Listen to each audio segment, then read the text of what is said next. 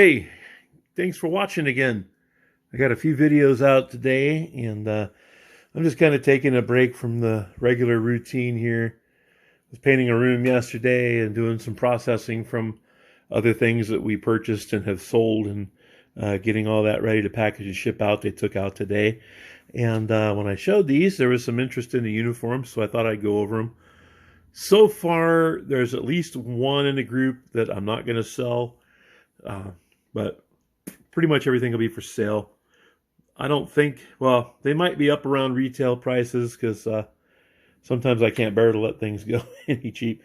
But I'll start out with this. I had an OD green shirt under here. It is post-Vietnam, but it has a hole in the collar, so that'll probably just stay with me because it's not in great shape. Unless somebody wants it, I could make another video of just that shirt. But what we have here is an M38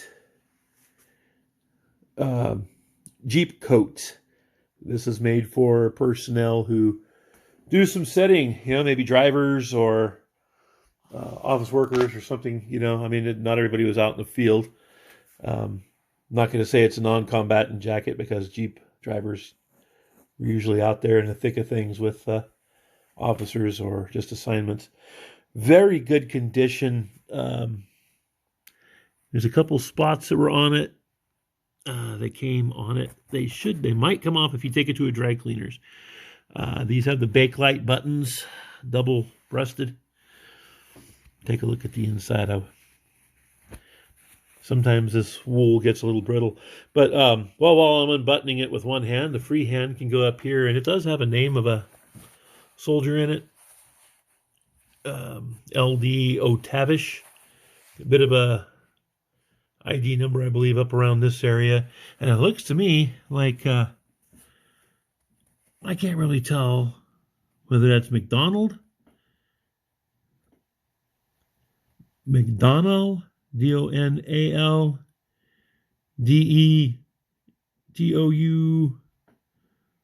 I don't know. I can't tell. Usually I could take flash photography in low lighting and get it to come out. But this does have a bit of an ID. You might be able to go through and look up the soldier who had it. So this probably would have been, around 30s, early 40s. The interior, very nice on it. Sorry, I have one hand. I'm getting more equipment as I make this video here. I ordered a bunch from Amazon, different stands, and I've got plenty of cameras and stuff. But of course, upgrading cameras would be good too. But, everything is just, it's in really good condition on this. No major mothing. I mean, there might be some moth nips here and there. But at least I'll give it to them. They did take good enough care to not ruin it. But that's the first item. So it's an M38 Jeep coat. And then we have, I forget what generation these are. These are desert camo. I had more the chocolate chip type introduced to me, or issued to me, right as I was leaving. But these are medium regs. Where's the tag? Picture from 2001. Waist 31 to 35. And you have your care tag in there.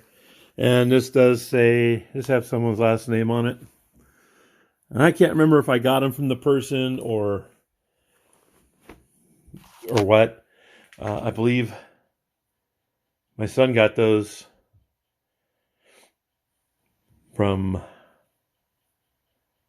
somebody who was serving, gave it to him when they got back from the first campaign over there. So let's move on to this World War II great coat, trench coat, whatever you want to call them. This one, when I bought it, kind of disappointed. This one has never been issued. This thing was covered in these tags when I got it. I only took one off. 38 long cut 38L. But this was never issued. It had a bunch of those tags on. I guess they took them off.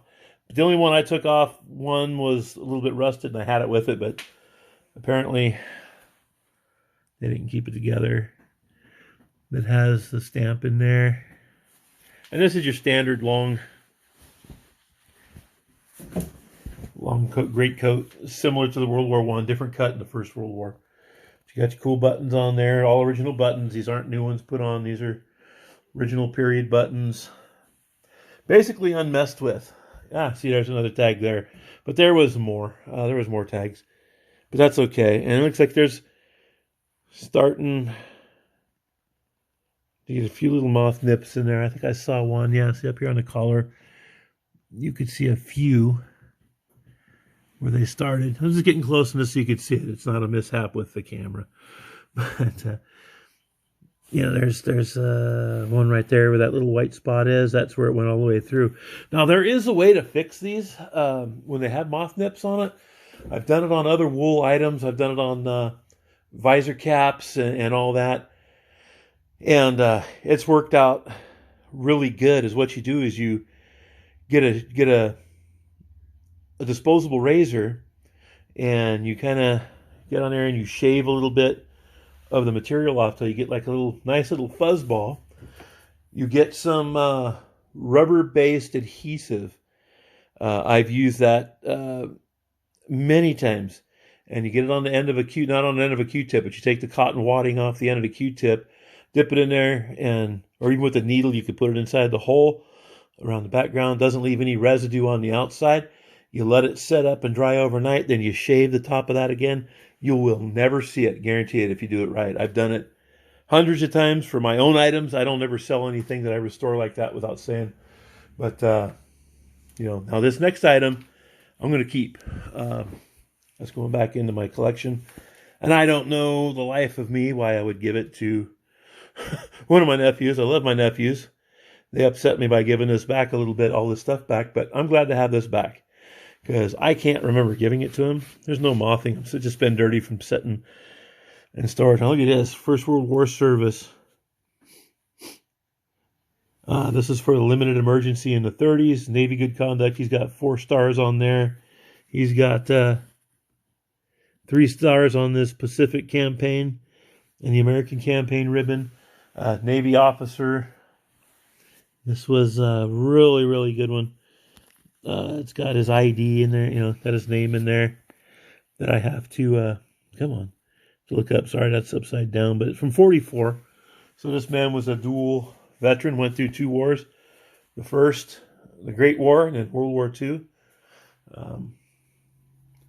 But this is nice. I like Old Navy uniforms. My uncle was in the Navy in World War II, and I got a couple things of his, and I just always admired Second World War Navymen, even Korean War era.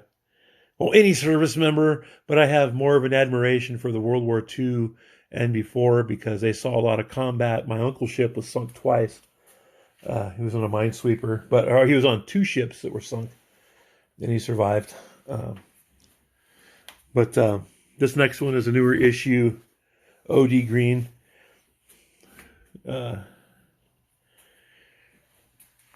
No moths in this. This is pretty nice. I don't know what unit this is. It's kind of too new. I'd have to look it up somewhere. But this is in really good shape. Like I said, these are just the tunics, no pants. And, they're still cool. They have their value. This feels like a tropical blend to me. I could check the tag in there, but if anybody's interested in that. Then we have some other old OD. I am debating whether to keep these or not. No, this is Korean War to 60s period. If you watch MASH, you could see him wear a lot of these on there. The squared pockets, the flatter OD, darker buttons. Let me see what she has on her here. You can see it with that. Herringbone Twill, OD7. And I can't make out the date. But this is a size small. So, size small. People tend to wear these. They, if they reenact or, sometimes people go out shooting. I know when I used to be younger and much smaller, thinner, I used to wear old World War II herringbone shirts out to the shooting range. They were just comfortable. And that's when you could buy a bunch of them. But these were back in the day. See, it doesn't look like there's a name tag or a U.S. Army tape ever been applied to this. And it's in really good shape. So, let's move on to another. Sorry for the extreme close-up, but I need both hands. This one is the same. This is a little bit newer now. This will probably get into the 60s. Ink stain on the pocket.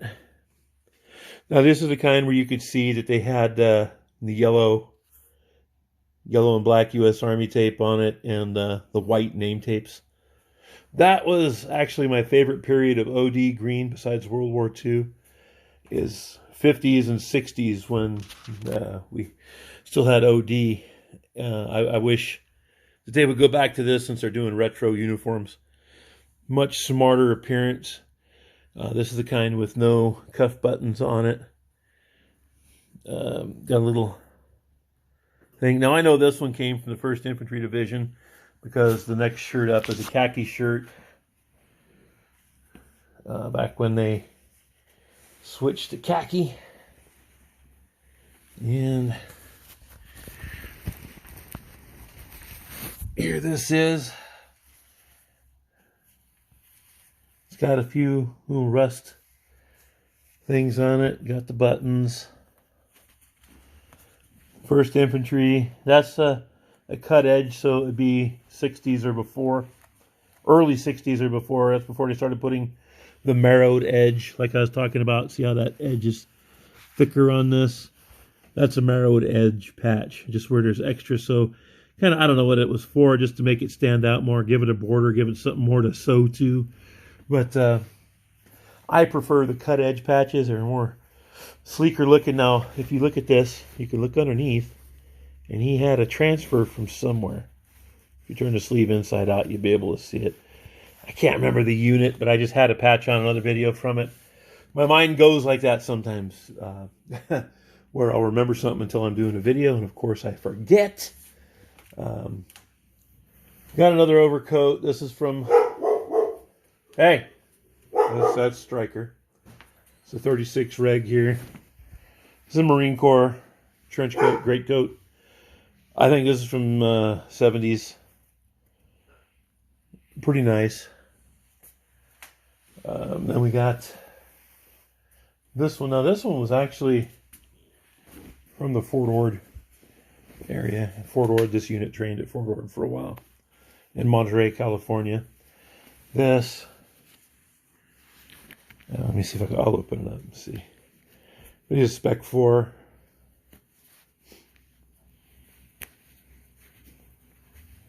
Date. Some other stuff's coming up. I got a few more items and then we'll be done. But let's look. Oh yeah.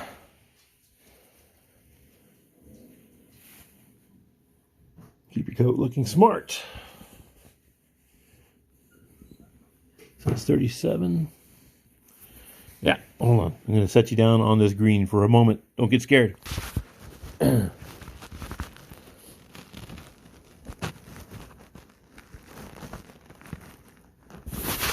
Yeah, there we go. 1955. Let me see. Probably 57. Yeah, 57. 100% wool, uniform, man's wool serge, army green. Now, this would have absolutely been from the Fort Ord era of this unit. I probably got it over at Monterey also. Yeah, that one will be for sale too. If I don't sell it, I'm going to keep it because I collect the items specifically from Fort Ord when I can find them. This one is from the 50s. To be a specialist also. Get it on there. Nice Ike jacket.